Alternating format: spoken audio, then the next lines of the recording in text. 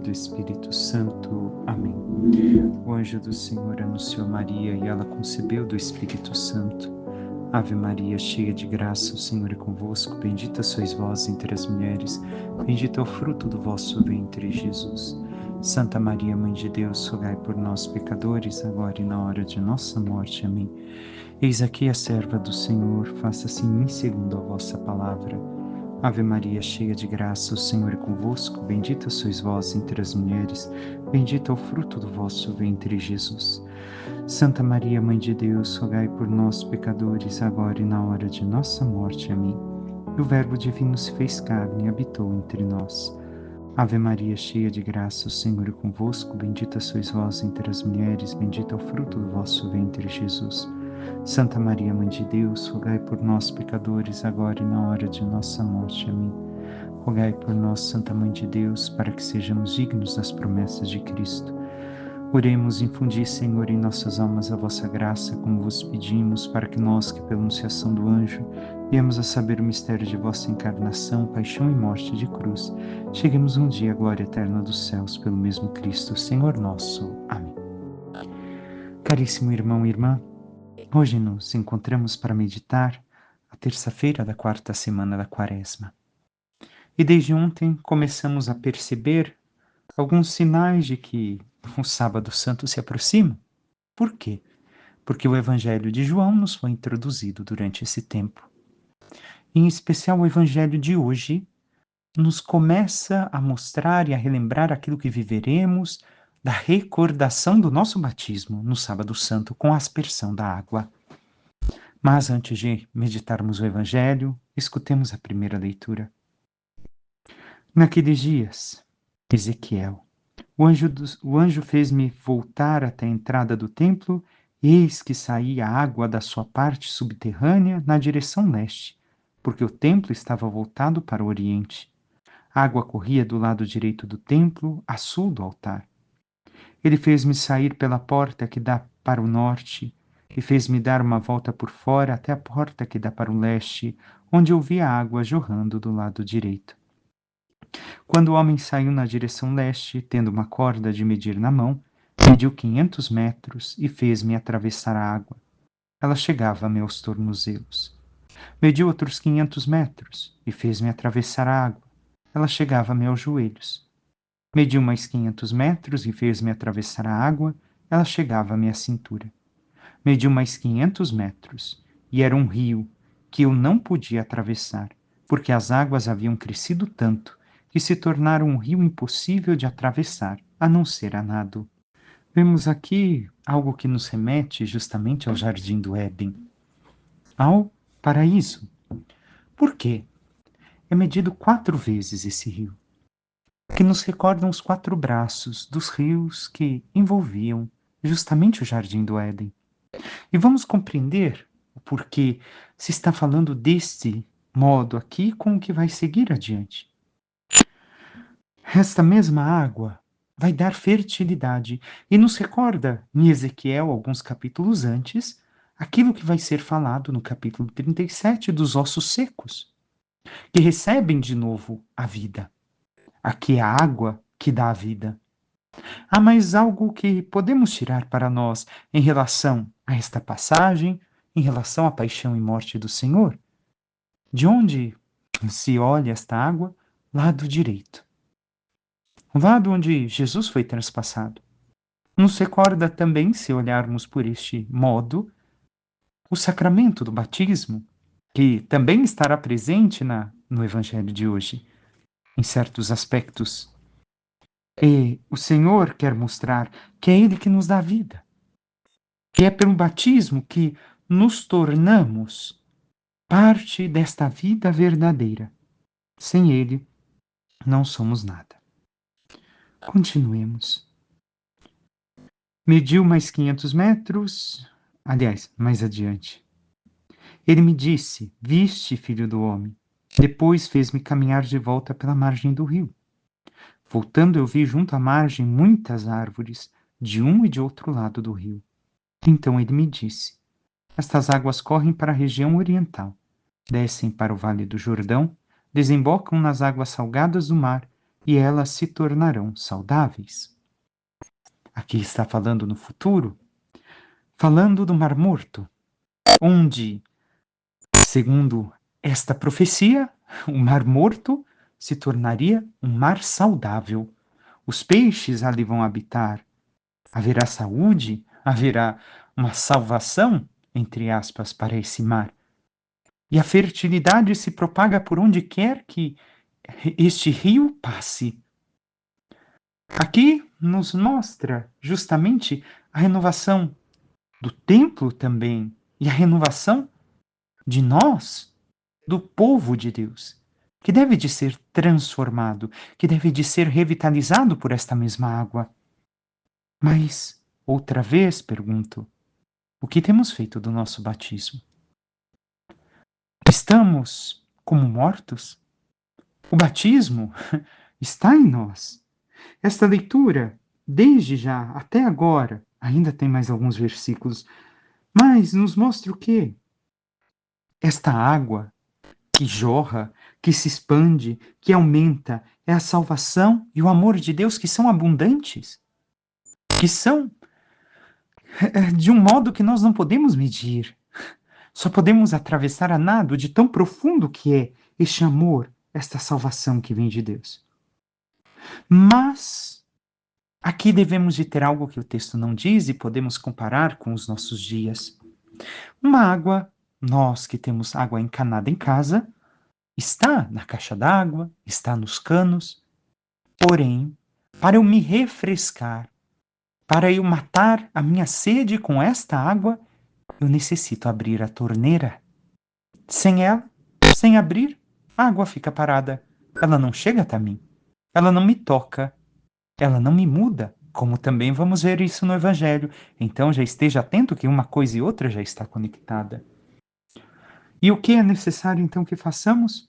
Abrir a torneira. E como abrimos a torneira desta água, da salvação, do amor de Deus em nós?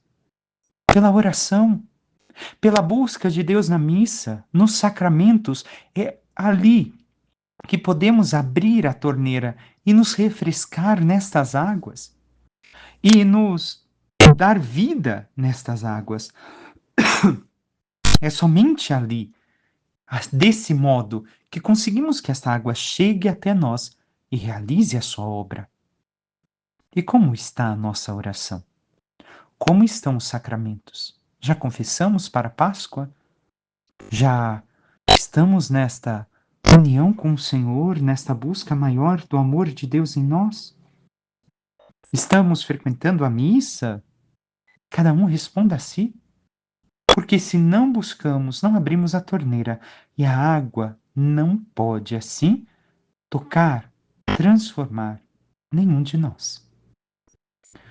Os padres da igreja vão também recordar que esse manancial do templo são as águas do batismo que brotam do Cristo, que é a vida que saiu do costado do Senhor na cruz. Assim, nós devemos de nos deixar purificar, santificar pelo Senhor. Mas para isso é necessário que nós nos abramos a Ele, que nós o busquemos, que nós nos esforcemos, como também veremos adiante com o Evangelho. Continuemos. Onde o rio chegar, todos os animais que ali se movem poderão viver. Haverá peixes em quantidade, pois ali desembocam as águas que trazem saúde. Saúde, no latim, também é salvação. E haverá vida onde chegar o rio. Nas margens, junto ao rio, de ambos os lados, crescerá toda espécie de árvores frutíferas. Suas folhas não murcharão e seus frutos jamais se acabarão. Cada mês darão novos frutos, pois as águas que banham as árvores saem do santuário. Seus frutos servirão de alimento e suas folhas serão remédio. Estamos vendo aqui o Senhor falar de árvore na profecia. Porém, quem são estas árvores que dão frutos senão nós? Se nós realmente nos saciamos, nos refrescamos nas fontes da água batismal, nas fontes que são o próprio Cristo, as graças que Ele derrama em nós, que nós colocamos em ato, damos frutos. As folhas se mantêm verdejantes, porque nossas raízes estão fixas no Senhor. A vida está em nós. E nós levamos vida também a todos à nossa volta. E este testemunho podemos dar, cada um de nós? Passemos brevemente pelo Salmo. Conosco está o Senhor do Universo, o nosso refúgio é o Deus de Jacó. E ao falar de rio, passemos à segunda estrofe do Salmo de hoje. Os braços de um rio vêm trazer alegria à cidade de Deus, a morada do Altíssimo. Quem a pode abalar? Deus está no seu meio. Já bem antes da aurora, ele vem ajudá-la. Assim é o Senhor para conosco. Antes da aurora, ele vem ajudar. Se verdadeiramente nós estamos fixos nesta água, neste rio. E aqui a resposta cabe a cada um de nós. É um esforço contínuo, como vamos ver agora no Evangelho. Como disse, estamos escutando, pela proximidade da Páscoa, São João. Houve uma festa dos judeus e Jesus foi para Jerusalém. Existe em Jerusalém, perto da Porta das Ovelhas, uma piscina com 5 pórticos chamada Betesda em hebraico. Muitos doentes ficavam ali deitados, cegos, coxos e paralíticos. De fato, um anjo descia de vez em quando e movimentava a água da piscina, e o primeiro doente que aí entrasse, depois de borbulhar da água, ficava curado de qualquer doença que tivesse. Aí se encontrava um homem que estava doente havia 38 anos. Jesus viu o homem deitado e, sabendo que estava doente há tanto tempo, disse-lhe: Queres ficar curado? O doente respondeu: Senhor, não tenho ninguém que me leve à piscina. Quando a água é agitada, quando estou chegando, outro entra na minha frente. Jesus disse: Levanta-te, pega a tua cama e anda. No mesmo instante, o homem ficou curado, pegou a sua cama e começou a andar. Ora, esse dia era um sábado. Por isso os judeus disseram ao homem que tinha sido curado: É sábado, não te é permitido carregar tua cama. Ele respondeu: Aquele que me curou disse: Pega a tua cama e anda. Então lhe perguntaram: Quem é que te disse: Pega a tua cama e anda? O homem que tinha sido curado não sabia quem fora, pois Jesus se tinha afastado da multidão que se encontrava naquele lugar. Mais tarde, Jesus encontrou o homem no templo e lhe disse: Eis que estás curado. Não voltes a pecar para que não te aconteça coisa pior. Então o homem saiu e contou aos judeus que tinha sido Jesus quem o havia curado. Por isso os judeus começaram a perseguir Jesus, porque fazia tais coisas em dia de sábado. Palavra da salvação, glória a vós, Senhor. Querido irmão e irmã, nos encontramos com Jesus em uma festa em Jerusalém. Esta festa qual era? Não sabemos, era uma das solenidades, Páscoa, Pentecostes ou Festa dos Tabernáculos, que exigiam a peregrinação até Jerusalém. É em uma destas que se encontra Jesus ali. E nos fala destas portas. De fato, em Jerusalém tinham 12 portas, 5 pórticos nesta piscina de Betesda, onde temos a Porta das Ovelhas. E o que tem aqui a nos indicar? Aqui é chamada piscina probática. A piscina de Betesda é a piscina probática também. Por quê? O que tinha de especial nesta piscina? Nós temos que ver que os cordeiros, as ovelhas que eram levadas para o sacrifício, passavam por esta porta e nesta piscina eram lavados, purificados para poder seguirem ao sacrifício. Recordemos, os animais se sujam e não podem chegar assim para serem sacrificados. Então aqui já tem grande indicação para nós dos sinais, da compreensão dos sinais daquilo que Jesus está fazendo em fato. Está falando do nosso batismo. Pelo batismo nós somos purificados dos nossos pecados, não é verdade? Recordamos disso. E somente pelo batismo nós somos verdadeiramente salvos, curados. Recebemos a saúde. Então, Aqui está este sinal para nós, para a Páscoa que se aproxima e para o Sábado Santo, onde reviveremos aquilo que tivemos no batismo com aspersão. Recorda o batismo.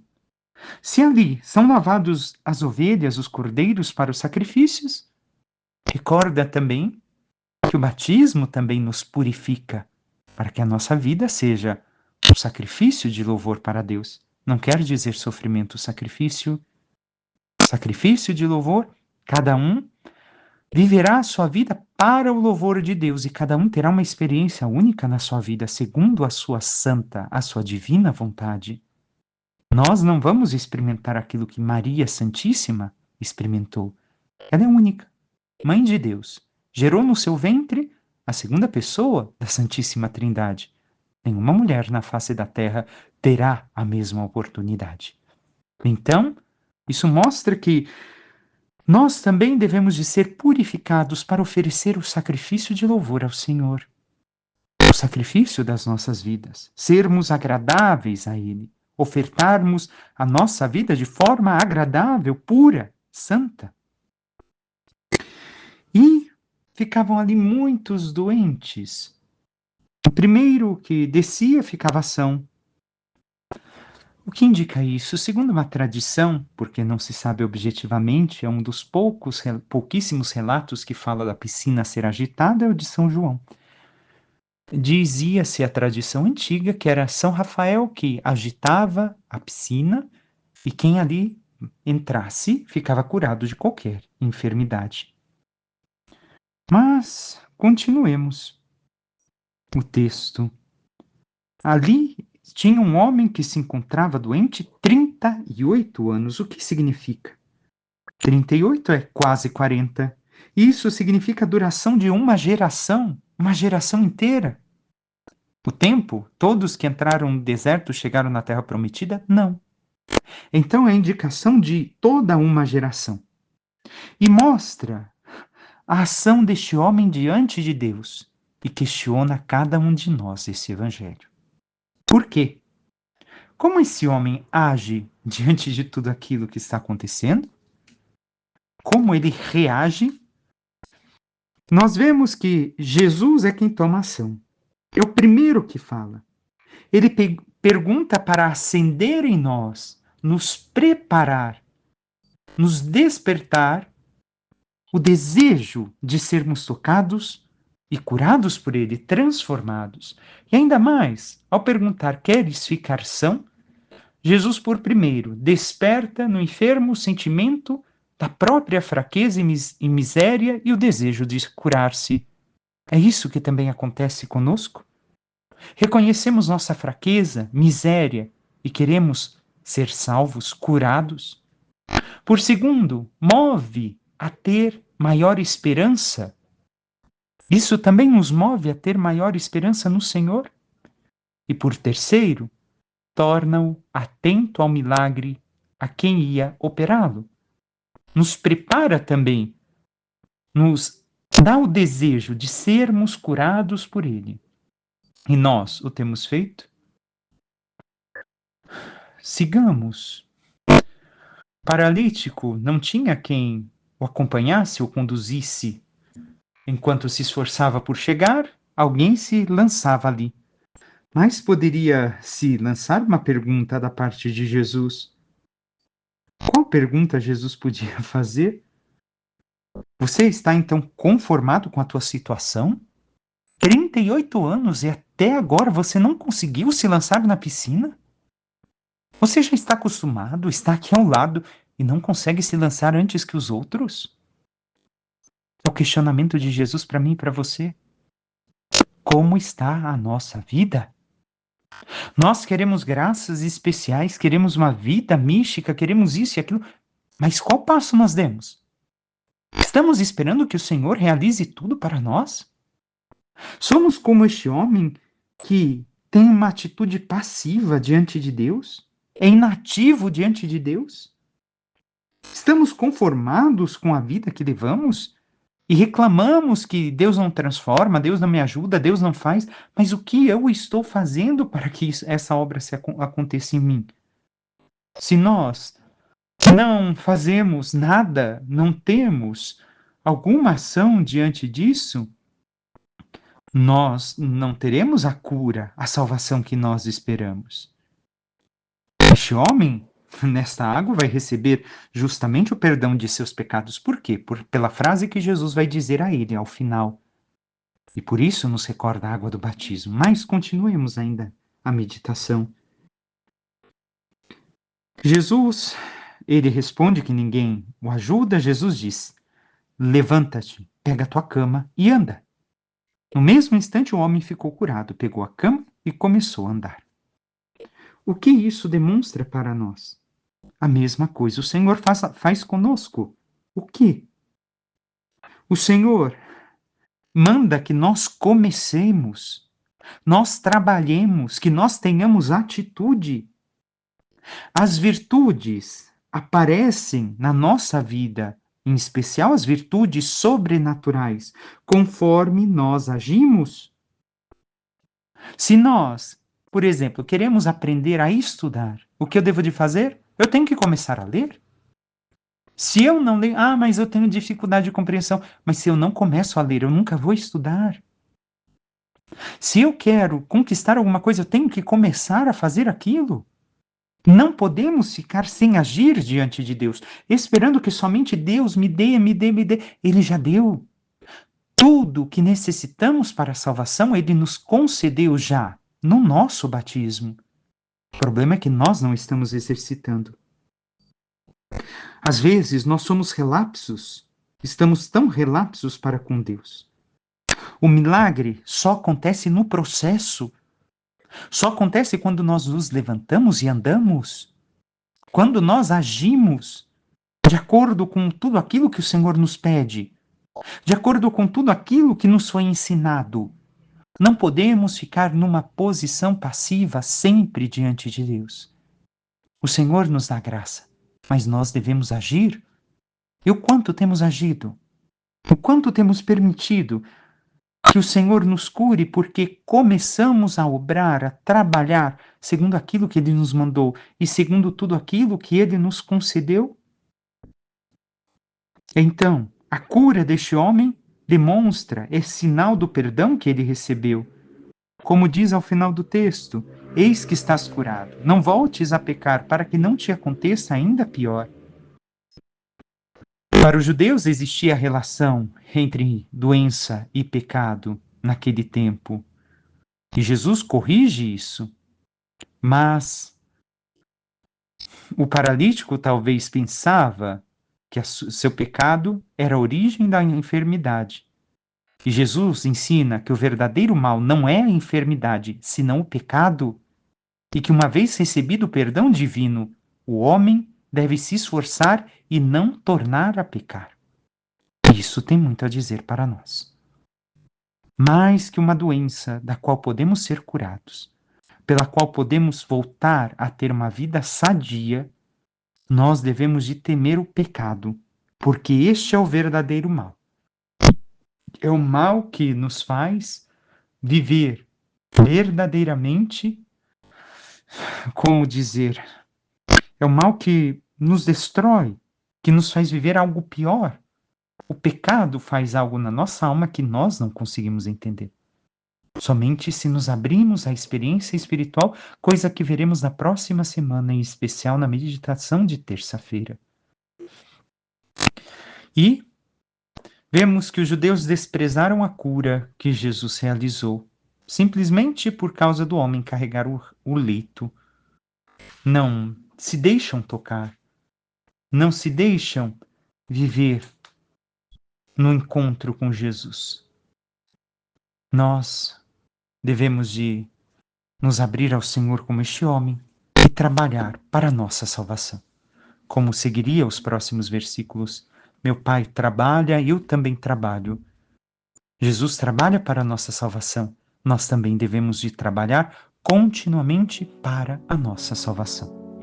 Peçamos à Santíssima Virgem Maria, nossa Mãe, que interceda por cada um de nós e nos ajude a escutarmos o Senhor, a nos chamar para si, a nos indicar o caminho e as ações a serem tomadas na santidade e nas virtudes, para que, vivendo cada vez mais aquilo que o Senhor nos deu através do batismo, a unção do seu Espírito, possamos nos abandonar na santidade e um dia merecer a glória dos céus. Louvado seja nosso Senhor Jesus Cristo, para que sempre seja louvado. Por intercessão da Santíssima Virgem Maria, de todos os santos e anjos de Deus, desça sobre vós, vossas famílias, vosso trabalho e tudo que vos pertence, a bênção do Deus Todo-Poderoso, Pai e Filho e Espírito Santo. Amém. Um santo e abençoado dia a todos.